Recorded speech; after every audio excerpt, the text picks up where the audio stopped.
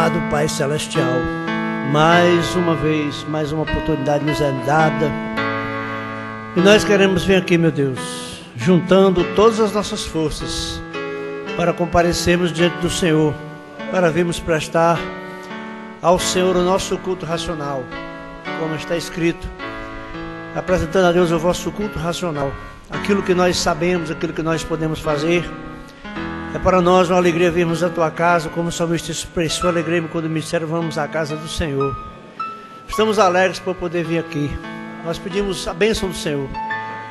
Que o Senhor nos ajude, que o Senhor nos abençoe, que o Senhor nos dê a graça que nós precisamos. Nós precisamos da tua graça. Ouve desde os altos céus, meu Deus, a oração do teu povo, que se chama pelo teu nome, que vem se humilhar perante ti e buscar a tua presença. Nós precisamos do Senhor. No nome de Jesus Cristo. Amém. Boa noite com Jesus. Graças a Deus que nos dá a vitória por nosso Senhor Jesus Cristo. Hoje, eu deveria, se tudo tivesse corrido conforme nós tínhamos planejado, era para meter Itarema. Mas nós fomos ontem nas Garças, não deu certo fazer o culto lá.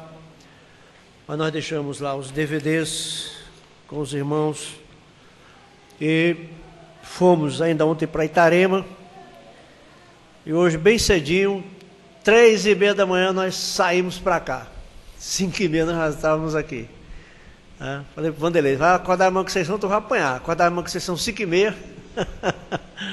Parece que ele não apoiou não, viu? Mas graças a Deus, foi bom, né? Eu acho que não precisa nem correr tanto, porque não tem ultrapassagem, não tem nada. Eu acho que se nós tiver ultrapassado de lá para cá em quase 150 quilômetros, uns 10 carros foi muito.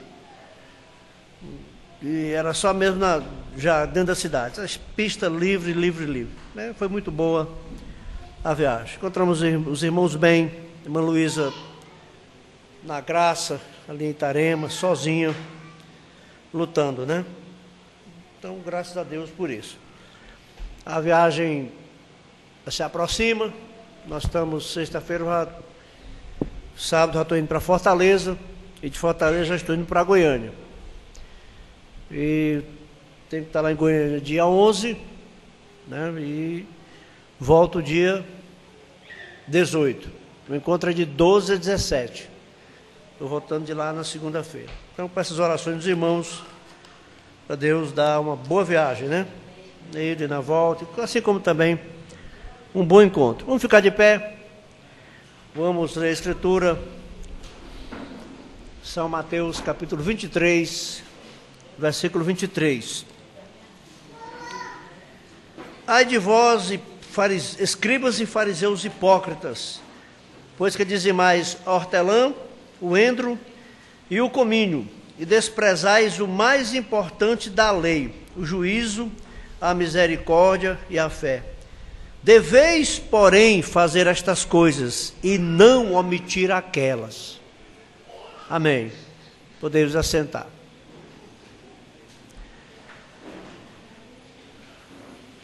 A gente, é claro, sempre quando prega, né, tem que ter uma motivação. Sempre tem que ter uma motivação, ou uma inspiração, ou algo que aconteceu, ou algum assunto que precisa ser tratado. Por que eu estou falando, vou falar sobre dízimo? O meu é testemunho, eu estava lá hoje, nós começamos a falar e um rapaz começou a falar sobre dízimos, chamando os pastores de ladrões e tudo mais. Isso porque ele está começando a estudar com os testemunhos de Jeová. Eu tenho que ter certo cuidado com o que eu falo, porque isso vai para a internet vai para o mundo inteiro. Mas se existe uma religião falsa, a falsa das falsas é o testemunho de Jeová. De todas as falsas, a mais falsa ainda é o testemunho de Jeová. Aí ele falando. Aí a pessoa começa a generalizar. estão vendendo a palavra de Deus? Estão vendendo. E ainda tem pessoas que com tão pouco conhecimento que compram bênçãos, compram prosperidade, dão dinheiro para receber bênção. Existe os que fazem isso, os que comercializam a fé, e ainda existem os que compram. Isso é inequívoco. Mas ele começou a generalizar todos. Foi bom ele chamar os pastores de ladrões, porque eu pude falar para ele que a religião dos testemunhos de Jeová é a falsa das falsas. Falei sem lhe ofender, com bom termo, você tem que falar com bom termo, sem lhe ofender. Mas já que você disse que todos os pastores são ladrões, você está generalizando. Então você me dá a liberdade de dizer para você que a religião dos testemunhos de Jeová é a falsa das falsas. Irmãos, a pessoa está começando agora e já acha que ele vai inventar a roda. Tem muita gente achando que vai inventar a roda. A roda, sem dúvida, foi a maior invenção que já fizeram. Tudo funciona através da roda, do círculo. 99% das engrenagens, tudo que é engrenagem, funciona dentro da roda, no formato redondo. Mas alguém aprendeu a usar isso. Não tem ninguém que vai descobrir isso. Ele está achando que daqui a um ano, quando ele estiver estudando com o testemunho de Jeová, ele vai poder acabar com todas as igrejas, com todas as religiões e fechar a boca de todos os pastores. Aí você vê o grau de inocência das pessoas. Nós vamos, por esse motivo, vamos ver aqui alguns versículos no Novo Testamento, sem ser um estudo, porém, trabalhado em cima disso aqui. Mateus 23, 23. Ai de vós, escribas e fariseus hipócritas, porque vocês dão o dízimo do endro, da hortelã e do cominho, e desprezais o mais importante da lei, o juízo, a misericórdia e a fé. Vocês olhem bem para minhas mãos, para vocês entenderem bem, para vocês pegarem bem o sentido da coisa. Dão o dízimo do endro, da hortelã e do cominho, e despreza o juízo, a misericórdia e a fé. Coisas pequenas, dízimo de semente, irmãos. Eles eram criteriosos nisso. Davam os dízimos até de sementes. Quem dirá de bois, de ovelhas, de tudo. Eles davam dízimo de coisas mínimas e desprezavam o juízo, a misericórdia e a fé. O mais importante. O que foi que Jesus disse? Vocês devem fazer estas coisas, devem. Não é deviam era lá no passado, devem é hoje. Vocês devem fazer estas coisas e não omitir aquelas. Estavam fazendo mínimas e rejeitando máximas. Jesus falou, deve fazer as mínimas e também as máximas. Então Jesus disse que o dízimo deveria ser dado. Mas vamos pegar alguns parágrafos, alguns versículozinhos aqui da mensagem. Gálatas capítulo 6, versículo 6.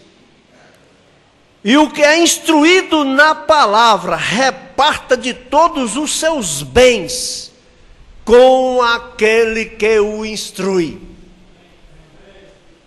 E o que é instruído na palavra, aquele que é ensinado na palavra, reparta de todos os seus bens com aquele que o instrui. Aí a pessoa fica tentando desdobrar. Não, mas esses bens aqui é conhecimento. Meu filho, bens é bens. Bens é o que você possui. Você não pode dizer que um conhecimento é um bem. Você não pode dizer que o conhecimento é um bem. Qual é o seu bem, o conhecimento? Ele produz o que para você? Se não produzir nada, você não tem nada. Bens é bens materiais. E o que é instruído na palavra, reparta de todos os seus bens com aquele que o instrui. Repartir não significa que tem que ser 50% não. Não significa que tem que ser meio a meio não. Quando você pega o seu dízimo e dá para o seu pastor, você está repartindo com ele 10%. Só que o que cabe ao seu instrutor é 10%, de acordo com a palavra de Deus. Agora, 1 Coríntios 9, do 1 ao 14. Vamos ler aqui. 1 Coríntios 9, do 1 ao 14. Seria bom se vocês decorassem esses versículos, até escrevessem isso aí, que é para quando vocês encontrarem um pobre rapaz desse, vocês poderem ajudá-lo. Porque isso é questão, irmãos, de ajudar. É questão de ajudar a pessoa, achando que está descobrindo a roda, achando que ele é o primeiro que está tendo esse conhecimento, que ninguém mais conhece, e está redondamente enganado, né? A roda, redondamente enganado. 1 Coríntios 9, do 1 ao 14. Vamos ler aqui bem detidamente, para nós vermos. Olha aqui, ó. A liberdade e os direitos dos apóstolos. Liberdade e direito. Não sou eu apóstolo? É ou não é apóstolo, Paulo? Era. Não sou livre? Não vi eu a Jesus Cristo, Senhor nosso? Jesus viu a Paulo. Paulo viu a Jesus. Embora que tenha sido no caminho de Damasco, mas viu. Não sois vós a minha obra no Senhor? Se eu não sou apóstolo para os outros, ao menos o sou para vós, porque vós sois o selo do meu apostolado no Senhor. Esta é a minha defesa para com os que me condenam. Não temos nós direito de comer e de beber? Estavam condenando a Paulo por causa do comer e do beber. Então veja, não temos nós direito de levar conosco uma mulher irmã, como também os demais apóstolos e os irmãos do Senhor, e Cefas, que é Pedro? Paulo disse, eu não tenho direito de comer? Estão me condenando, eu não tenho direito de comer? Eu não tenho direito também de levar conosco uma irmã? Ou só eu e Barnabé não temos direito de deixar de trabalhar? Ou só eu e Barnabé não temos direito de deixar de trabalhar? Trabalhar em quê? Nas coisas seculares, irmãos. Deixar de trabalhar nas coisas seculares para trabalhar exclusivamente na obra. Aí ele vem e diz no 7, quem jamais milita à sua própria custa? Quem jamais trabalha, quem serve ao exército pela sua própria custa? O pessoal vai servir o exército, compra a fada, compra a botina, compra o cap, compra o fuzil. Não, irmãos. Quando você vai militar, quando você vai trabalhar para as Forças Armadas, lá eles te dão tudo. Então Paulo disse que quem milita a sua própria custa? Quem planta vinho e não come do seu fruto? Quem planta e não come, plantando come também do fruto. Ou quem apacenta do gado e não come do leite do gado? Quem pastoreia o gado, quem cuida do gado e não come do leite do gado? Digo eu isto segundo os homens? Ou não diz a lei também o mesmo? Até a lei diz. Porque na lei de Moisés está escrito, não atarás a boca ao boi que trilha o grão. O boi trilhando o grão, saindo para apanhar o grão. Aí tapa a boca do boi para o boi não comer nenhuma espiga de milho. Quem vai fazer isso? Se o boi que vai estar trabalhando no roçado, come do roçado, irmãos. Onde ele passar, ele vai comendo. Então olha, porque na lei de Moisés está escrito, não atarás a boca ao boi que trilha o grão. Porventura tem Deus cuidado dos bois? Ou não o diz certamente por nós? Deus disse aquilo porque tinha cuidado dos bois ou porque tinha cuidado dos seus servos? Certamente que por nós está escrito, porque o que lavra deve lavrar com esperança, e o que debulha deve debulhar com esperança de ser participante.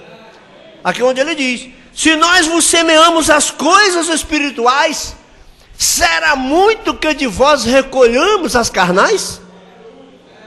Então veja, que Paulo estava falando de se sustentar, de viver, de tirar o sustento do evangelho. Se outros participam desse poder, por que não mais justamente nós? Mas nós não usamos desse direito, antes suportamos tudo para não pormos impedimento algum ao evangelho de Cristo. Não sabeis vós que os que administram o que é sagrado comem do que é do templo? Quem administra o que é sagrado, irmão, come do que é do templo. Assim,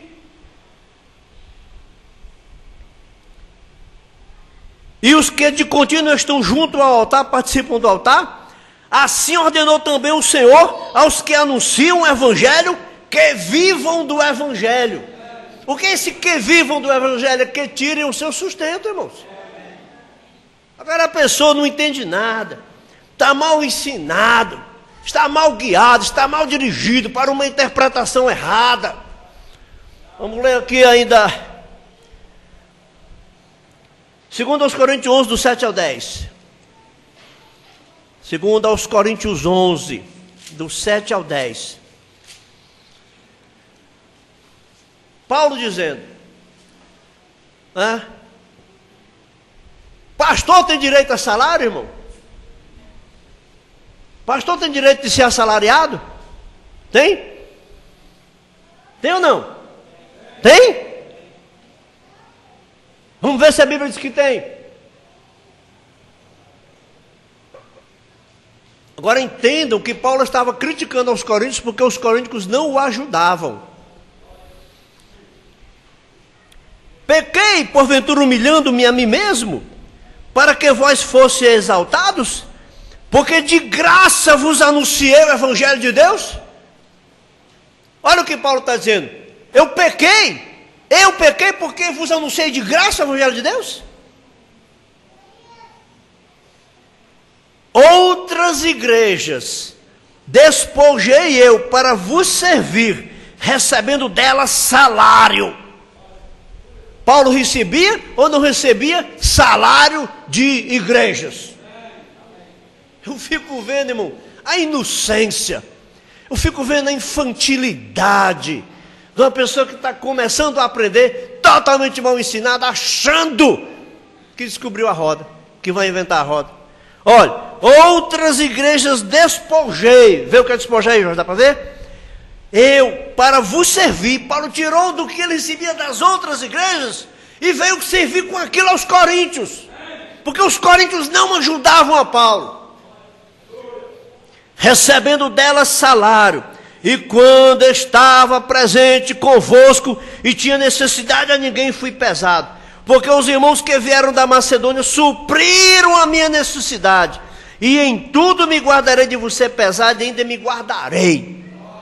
Paulo estava mostrando a eles que eles não eram colaboradores de Paulo. Despojar, né? Recebi salários das igrejas. Então Paulo recebia salário.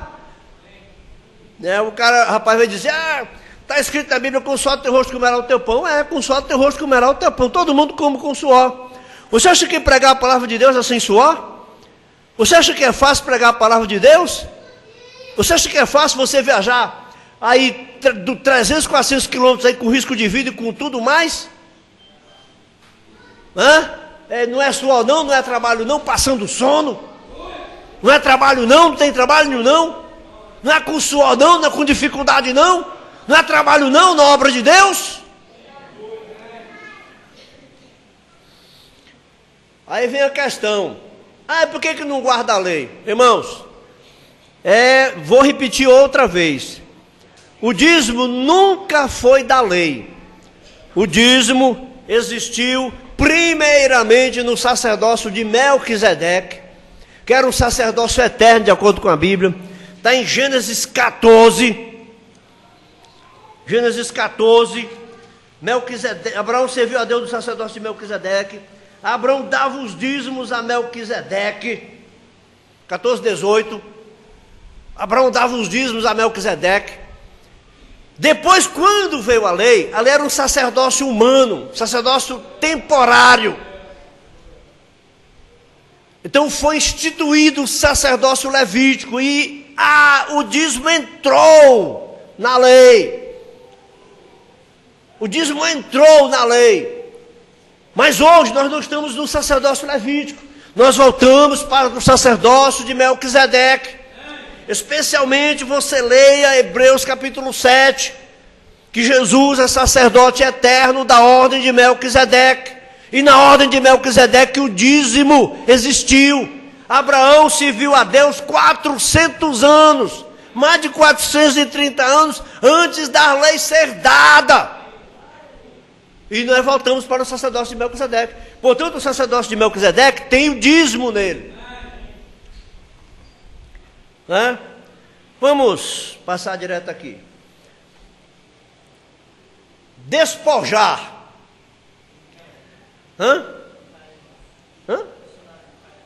Dicionário Micaeli. Despojar, desapossar, expoliar, privar do que adornava ou revestia, privar-se, deixar, largar, roubar, defraudar, saquear.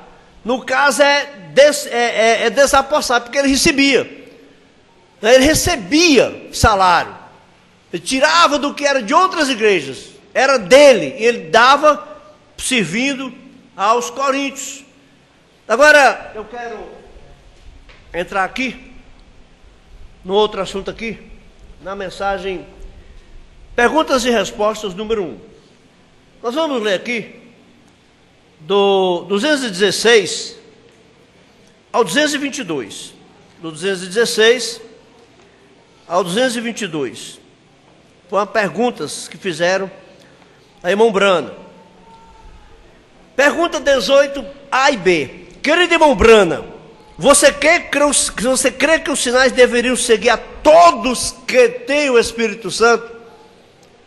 Irmãos, a grande luta que nós temos que ter é para receber o batismo com o Espírito Santo. Porque quem for na noiva passa por justificação, santificação e o batismo com o Espírito Santo. Nós não podemos achar que estamos completos sem termos o batismo do Espírito Santo. Então a pergunta: crê você que os sinais deveriam seguir a todos que têm o Espírito Santo? Jesus assim disse em Marcos 16. Marcos 16, a partir do 15. Ide a todas as nações, pregai o evangelho a toda criatura. Quem crer e for batizado será salvo. Quem não crer será condenado. Estes sinais seguirão os que crerem. Em meu nome expulsarão os demônios, falarão novas línguas, pegarão nas serpentes. Se beberem alguma coisa mortífera, não lhes fará dano algum. E porão as mãos sobre os enfermos e os curarão.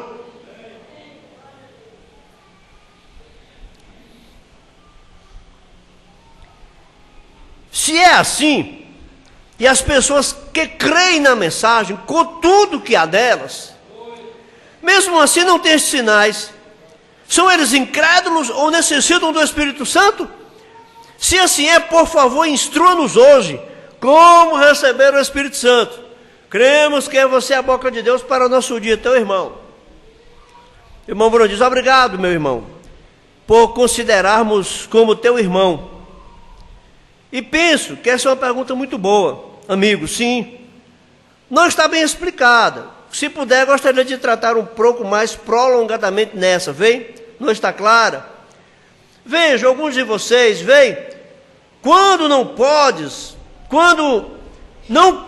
receber o Espírito Santo sem haver tido uma experiência quando sucede. Irmãos, o irmão Brando disse que a grande evidência do batismo do Espírito Santo é receber a palavra para o seu dia. Primeiro ele disse que era o amor. Então, se você não tem amor, como é que você pode ter o batismo do Espírito Santo? Você tem que começar por isso. Você tem que começar uma busca de Deus pelo batismo com o Espírito Santo. Você tem que ver logo se você tem amor. Porque o amor não suspeita mal, o amor não se irrita, não folga com a injustiça, não folga com a falsidade. Tudo ouve, tudo crê, tudo suporta, tudo espera. Se você é completamente afobado, impaciente, reclamador, você não tem o Espírito Santo. Você não está alimentando o Espírito Santo. Então tem que partir por algum começo, irmãos. Mas o Espírito Santo, quem tem o batismo do Espírito Santo, vai produzir frutos do Espírito Santo. O irmão estava dizendo que cria que era um predestinado. Eu usei um exemplo muito simples. A irmã Bruna fala da ovelha, mas lá tem criação de galinha. Por que uma galinha é galinha? Porque ela é galinha, ela foi predestinada para ser galinha.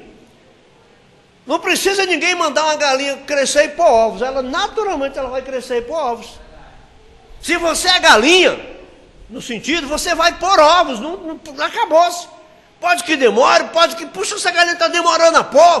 Tem que dar uma vitamina, tem que dar uma ração. Tem que dar as vacinas para ela, mas ela vai pôr porque é galinha. É a mesma coisa, irmão, são os frutos do Espírito Santo. Se você tem o Espírito Santo, você vai ter os frutos do Espírito Santo. Não tem como ter os frutos do Espírito Santo e não produzir os frutos. Aí a pessoa quer ser um predestinado, né? E muitas vezes nem dizimista não é. E nem dizimista não é, quer ser um predestinado, e nem dizimista não é. Então veja. Agora, se crês em cada partícula da palavra, diz que crês em cada partícula dela. Então a palavra está aí, esperando que o Espírito Santo a ponha em obra. O Espírito Santo é quem põe a palavra em ação em nós. Porém, se necessita de luz na candeia. Aqui está a vela com a mecha nela e com toda a cera e tudo que tem que ter nessa vela. A lamparina. A lamparina está toda pronta. Porém, enquanto não vier fogo, ela não iluminará nada. Enquanto não houver fogo sobre ela, não resplandecerá nenhuma luz. Não importa quão perfeita seja a vela, e quão perfeito arderá e tudo, tem que ser acesa e então arder. Amém. Tem que ser acesa, tem que queimar. E quando você crê, estão cumpridas as instruções do que é o Espírito Santo. O que é o Espírito Santo, irmão Bruno diz? Amor, gozo, amém, felicidade, irmãos, longanimidade, longo ânimo, não desanima com nada, bondade, amor, longanimidade, bondade. Os frutos que produz, enquanto não desceu o Espírito Santo com uma experiência ardente e acender essa vela, então você não tens recebido o Espírito Santo, vem? Tens que ter a experiência para ter o Espírito Santo. Tem que receber o batismo do Espírito Santo. Aleluia. Foi o nome de Judas Iscariotes apagado do livro da vida do Cordeiro? Ou esteve no livro da vida do Cordeiro? O irmão Branco disse que o livro da vida e o livro da vida do Cordeiro são o mesmo livro, porém são duas seções. Um nome que está no livro da vida poderá vir a ser riscado. Agora, se está no livro da vida, na seção do livro da vida do Cordeiro, esse é só o da noiva eleita, esses não tem como serem riscados.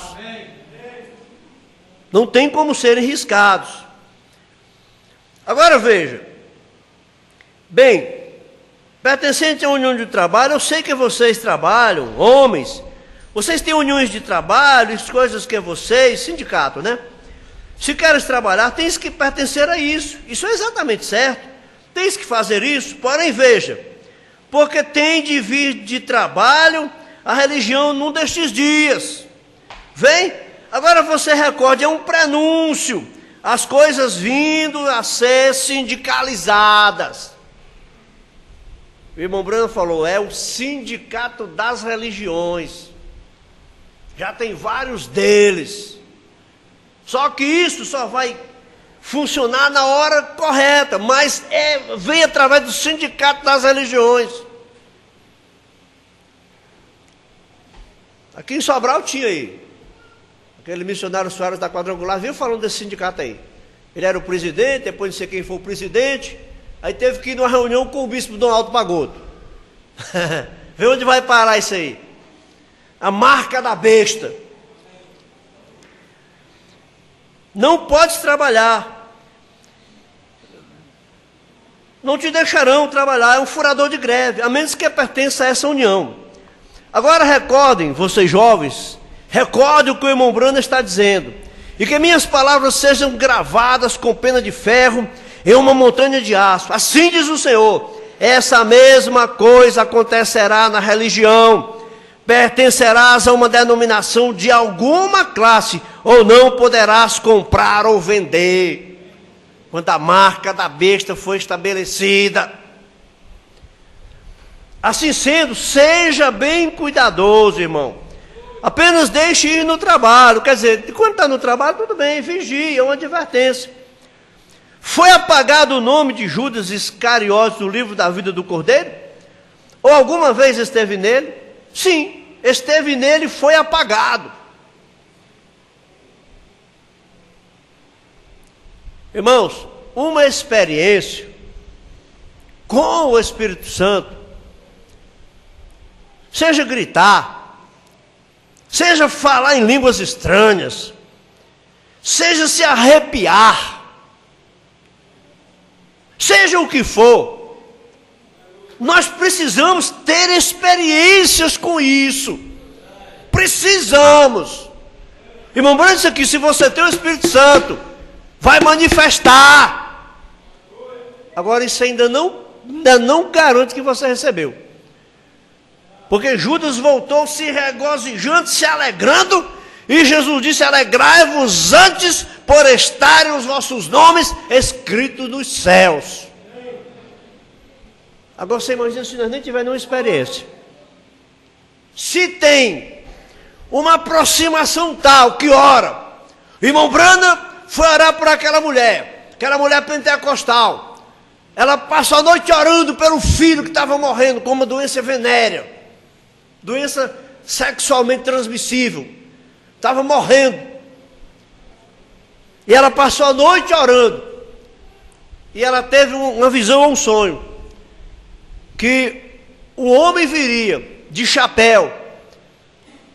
E quando ela viu o irmão Branham, ela disse, como vai o senhor, reverendo? Disse, como o senhor sabe que eu sou reverendo? Se eu vi o senhor em sonho. Aí ela pediu para o irmão Branham orar pelo filho dela. Deus disse que enviaria Elias ali. E o irmão Branham foi orar pelo filho dela. O irmão Branham disse, primeiro ore. E o irmão Branham disse que quando ela começou a orar, irmãos, ela tinha uma oração genuína, uma fé genuína. O irmão Branham disse que se não soubesse que ela era pentecostal, ficaria sabendo pela oração dela. Irmão Branham disse que ela rompeu os cabelos tudo do pescoço, na oração, uma oração de fervor, uma oração de fé. É impossível você ter fé e não aparecer. Então veja, esteve e foi apagado. Vê? Porque no capítulo 10 de Mateus, Jesus chamou a Judas e todo o resto deles, e deu-lhes poder contra os espíritos imundos, saíram expulsando demônios, e Jesus disse, vi a Satanás que caía do céu, está isto correto? E eles regressaram, todos aqueles discípulos juntamente, se regozijavam, e ele disse, não vos regozijeis pelos demônios se sujeitarem, mas regozijai-vos por vossos nomes estarem escritos no livro da vida. Vem, isso é certo? E Judas estava com eles, vem? Portanto, recordem, no juízo, vejam, no tribunal do juízo, o juiz se assentou, os livros foram abertos, Apocalipse capítulo 20, versículo 11. E outro livro foi aberto, que é o livro da vida, e foi julgado todo homem assim. Agora aí o tem, para a pergunta de há pouco, vem, no tribunal do juízo, Jesus, a igreja, a noiva foi raptada, subiu à glória e estava ali em cima e se casou, regressou à terra e viveu 1000 anos. A noiva vai ser raptada, vai subir ao céu, vai passar 3 anos e meio da ceia das bodas do Cordeiro, aqui na terra ao mesmo tempo, vai ocorrer a grande tribulação, quem perdeu o rapto vai ficar na grande tribulação, ali onde haverá choro e ranger de dentes. Quem perdeu o arrebatamento, choro e ranger de dentes. E depois volta para viver 1000 anos aqui na terra. Irmãos, quem é que vai viver aqui na terra durante os 1000 anos? Vamos ver, irmão Brana falando? Ao final dos 1000 anos, Satanás foi solto de uma prisão, a saber, Apocalipse capítulo 20. Depois você pega a Bíblia e vai ler lá, se você nunca leu. Atado com uma corrente por um anjo, não uma corrente para um tronco, mas uma corrente de circunstância. Olha, todos seus súditos estavam no inferno. Entenda-se por inferno, Seol, sepultura. Estavam enterrados. Onde estavam os súditos de Satanás? Onde estavam? No inferno, mortos, na sepultura. Tinha algum na terra?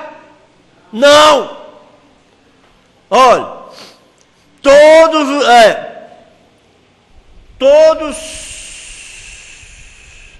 mas uma ocorrência de circunstância, todos os seus súditos estavam no inferno.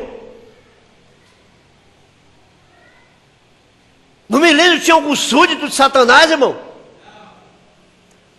Todos, agora ele diz, todos os que estavam ressuscitados sobre a terra, estavam redimidos e Jesus com eles. Como é que o diabo vai vir e tornar a enganar um redimido e Jesus com eles?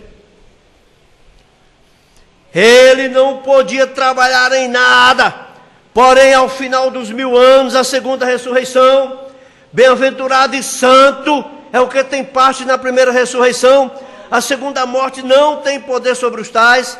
Agora note, nesta segunda ressurreição, quando eles surgem, então Satanás é solto da sua prisão por um pouco de tempo. Satanás é solto por quê? Porque agora Satanás tem quem usar. Agora ele tem quem usar. Entendam isso. O irmão Bruno disse, um demônio é inoperante se não tiver a quem usa, irmãos. Ele não pode fazer nada. Agora note, nesta segunda ressurreição, quando eles surgem, a ressurreição, todos, então Satanás é solto de sua prisão por um pouco de tempo. Depois o juiz se assenta. Agora observe, Jesus com a noiva, como rei e rainha se assentaram no trono para julgar. O julgamento do trono branco, os livros foram abertos. Qual era o livro da vida? E todo homem foi julgado assim pela noiva. Não sabeis? Tomando esses pequenos assuntos ante a lei, e não sabeis que os santos vão julgar a terra? Vem, isso é certo. Pergunta 20, por favor, poderia explicar quem é o grupo de Apocalipse capítulo 20, versículo 4? São eles a parte da noiva do passado ou no futuro? Eles são completamente a noiva, ambos, do passado e de agora. Eles são a noiva completa, porquanto estão vivendo no milênio, bem.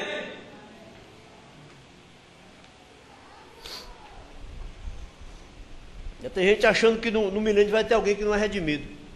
Irmãos, quem estiver no milênio é redimido. Quem estiver no milênio é redimido. Agora vamos ver aqui do 145 ao 157. Outro assunto aqui muito bom.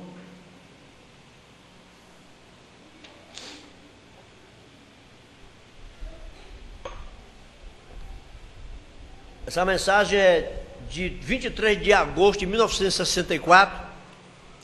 Portanto, é mais de um ano depois da abertura dos selos, que foram em março de 1963. Pergunta número 8. A pergunta é grande. Vamos ler aqui. Irmão Brana, aqui é uma pergunta que tem sido, em certa forma, confusa para muitos de nós aqui. Uma pergunta confusa. Perdoe-me, em algumas gravações você fala unicamente dos judeus sendo salvos depois que a noiva for raptada. Em algumas gravações, o irmão Brando fala que somente os judeus serão salvos depois que a noiva for raptada. E há uma linha transversal. Por favor, explique abundantemente acerca dos gentios que não entram no rapto. E os gentios que não entram no rapto? Estão perdidos? Eu entendi que você disse que os gentios que foram deixados passaram pela tribulação e deram suas vidas pelo testemunho de Jesus. Quando ele regressa dos gentios aos judeus, quando ele se torna dos gentios aos judeus, não há mais oportunidade para que os gentios sejam salvos? Só os gentios que hajam sido salvos, mas não receberam sua verdade no dia final, entrarão no período da tribulação e depois serão salvos no fim? Está isto correto? Por favor, explique. Porque você disse que só entraria um pequeno número no rapto? Que será do povo que crê no Senhor, que crê no Senhor agora e na forma, e não crê na forma que você prega esta mensagem do tempo do fim? Serão eles salvos? E a irmã assinou o nome. Aí o irmão Brando começa a responder. Agora, muito boa a pergunta. Agora, em primeiro lugar, a confusão é o que tenho dito acerca dos dias dos gentios terminados, quando a tribulação, na tribulação. Agora, eu não vejo os gentios na Bíblia, a noiva gentia, a noiva, não a igreja gentia. A noiva é tirada da igreja. A noiva, a igreja são as 10 virgens, 5 prudentes e 5 loucas.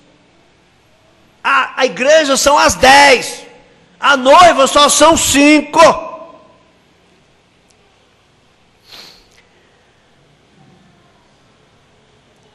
A noiva, não a igreja gentia. Agora, a igreja gentia passará através do período da tribulação. Vem. Porém, não para ser o vem, a noiva é a escolhida. Eles não passam através de nada senão do rapto. Irmãos, a grande prova é o arrebatamento. Quem for arrebatado foi aprovado como noiva de Cristo. Já vai partir para ser das bodas do Cordeiro e depois para o milênio. O restante fica na terra aqui. Apenas transformados e tirados do mundo. Vem? Agora eu explicarei isso numa pergunta adicional aqui, trazendo desde Lutero, e então verão o que significa. É o amadurecimento do corpo. Vem? Agora notem. Agora, os judeus que são deixados são a quem pregarão os 2 profetas, Moisés e Elias. São aquelas 2 oliveiras, são aquelas 2 testemunhas de Apocalipse capítulo 11. Não tem o nome delas na Bíblia, mas eles são identificados através do que eles fazem. Porque um fechará o céu para que não chova durante os dias da sua profecia, que são 3 anos e meio. E o outro ferirá a terra com toda a sorte de pragas. Foi Moisés. Agora, esse é meu próprio pensamento, irmãos ministros. É minha própria forma, que eu sinto que o Espírito Santo me tem revelado. Agora, a coisa seguinte a suceder é que os judeus, ou a noiva gentia escolhida, será arrebatada com o resto da noiva gentia escolhida, que tem estado através das eras. Será arrebatada a presença de Cristo nos céus. 1 Tessalonicenses capítulo 4. O Senhor descerá do céu com alarido, com voz de arcanjo, com a trombeta de Deus. Os que morreram em Cristo ressuscitarão primeiro. Depois nós que estivermos vivos, seremos transformados e seremos arrebatados juntamente com eles a encontrar o Senhor nos ares, e assim estaremos para sempre com o Senhor. Ressuscitam os mortos, são transformados os que vivem e restam, eles são arrebatados juntamente nos ares para receberem ao Senhor. Então, porque depois da cerimônia das bodas na glória, Jesus, depois de haver arrebatado ao céu, Jesus regressa à terra e se dá a conhecer a seu povo, aos judeus, tal como José se deu a conhecer a seus irmãos e sua esposa. Nenhum gentio estava presente, ninguém senão José, quando se deu a conhecer a seus irmãos. Todos entendem isto agora? Ele enviou, mesmo sua esposa estava no palácio, o tipo que nesse tempo a noiva estará no palácio na glória. Então Jesus se dá a conhecer aos judeus, vem, depois da cerimônia das bodas, os 3 anos e meio, o final da 70ª semana de Daniel, o Messias haveria de ser tirado na metade, e ele profetizou 3 anos e meio e foi tirado. Não dá para entrar nisso. 70 semanas, Daniel capítulo 9. A irmã Brana mostra que o sacrifício seria tirado na metade da semana. Foi Jesus pregou 7 semanas, mais 62 semanas até o Messias. Então, nasceu. E na metade da semana, Jesus pregou 3 anos e meio. E o tempo foi interrompido, e Deus se voltou para tratar com os gentios. E quando Deus terminar de tratar com os gentios, Deus vai tratar com os judeus. E restam agora apenas 3 anos e meio. Depois do arrebatamento da igreja, haverá apenas 3 anos e meio mais na terra. Ele profetizou 3 anos e meio e foi tirado. Então restam 3 anos e meio ainda para os profetas Moisés e Elias. E depois, ao final de seus 70 dias, como ainda determinou sobre o povo, 70 semanas, como disse Daniel, então no final destes 70 dias, Jesus tem de se dar a conhecer a eles. Ele é esse príncipe que deverá ver os judeus, vem. Agora, então nesse tempo, vejam, a noiva gentia está no céu, e as virgens nécias, a virgem gentia, não está para ser salva durante esse tempo, ela já tem sido salva, porém tem sido rejeitada na noiva. Aqui são as virgens nécias, elas entram na tribulação, irmãos. Quando o arrebatamento acontecer, quem está salvo, está salvo. A noiva sobe. Quem for parte da igreja, por isso que é importante estar na igreja, é importante não sair da igreja, porque quando o arrebatamento acontecer, quem estiver na igreja, entra na tribulação, vai passar pela tribulação, porém salvo. Agora, a partir do dia do arrebatamento, não se salva mais ninguém. Já entra na grande tribulação salvo, porque aceitou antes da grande tribulação entrar. Então veja, e ela tem sido salva, porém tem sido rejeitada na noiva, e ela unicamente passa através do período da tribulação, pelo tempo de purificação, porque ela tem rejeitado a Cristo, a palavra, para a sua purificação. Então ela tem que padecer por seus atos, porém a noiva, que se tem convertido à palavra, uma expiação completa foi feita por Cristo, enquanto Ele é a palavra. Esse corpo foi partido de Jesus, e quando esse corpo foi partido, a noiva estava nesse corpo, porque toda a palavra, amém, vocês? Quando Jesus padeceu naquele corpo, Ele padeceu, porque um homem e uma mulher são uma pessoa. Eva foi tomada de Adão, e a igreja, o que sucedeu? Deus abriu um lado de Adão e daí tirou uma companheira, a noiva. E no Calvário Deus abriu um lado de Jesus e tirou a noiva, vem? E quando Jesus morreu no Calvário, recordem, a noiva não foi tomada do corpo até que o corpo estivesse morto. Ele já havia morrido, e eles iam quebrar suas pernas. E o profeta disse, não haveria nenhum osso quebrado. Salmo 34, 20. Amém. Confiou no Senhor, nenhum osso seu se quebrará. Depois, o Bruno fala que João de lá disse: quebraram as pernas ao primeiro, ordem do governador, quebraram as pernas do primeiro, quebraram as pernas do terceiro, mas não quebraram as pernas de Jesus. Por quê? Para que se cumprisse a profecia que dizia que nenhum osso seu seria quebrado. Você não pode achar que quem crê em Deus não quebra osso, irmãos. Nós estamos sujeitos a quebrar ossos. Jesus, essa profecia é particular para o Senhor Jesus Cristo. Ah, mas foi Davi que falou. Davi também falou: Deus meu, por que me desamparaste? Furaram as minhas mãos e os meus pés. Davi nunca foi furado por nada. Aquilo era o Espírito de Cristo nele. Da mesma forma essa profecia.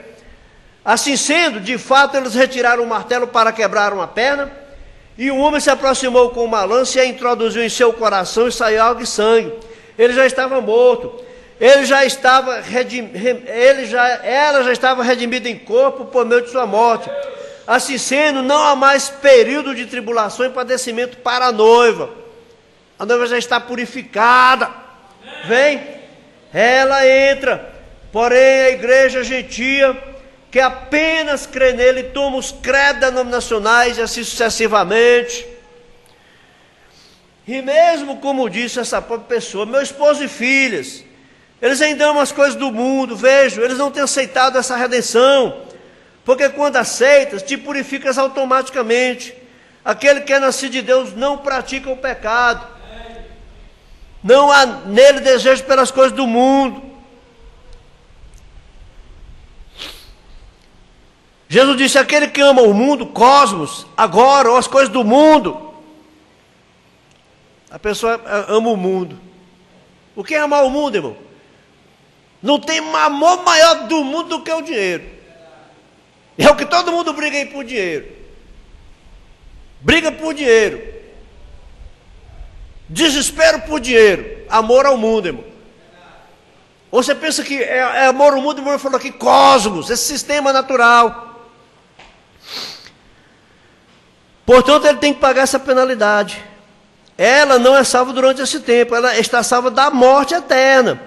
Porém, tem que passar através da tribulação para purificação. Vê ao que me refiro? Agora, eu creio que isto conclui essa pergunta. Então vamos terminar aqui, né? Senão vai longe. Deus abençoe os irmãos. Eu continuo pedindo orações para a viagem, né? Já estou saindo esse fim de semana. Sábado de manhã já estou indo para Fortaleza, de Fortaleza vou a Maranguape, volto para Fortaleza do culto. E domingo de noite já estou indo para o aeroporto, pego o avião. Amém? Vamos ficar de pé? Aleluia! Que hora aqui, Vanderlei? Vanderlei, é? Vanderlei do Nascimento Rodrigues. O outro não é Vanderlei, o outro é Vanderlei. Não é Vanderlei, é Vanderlei.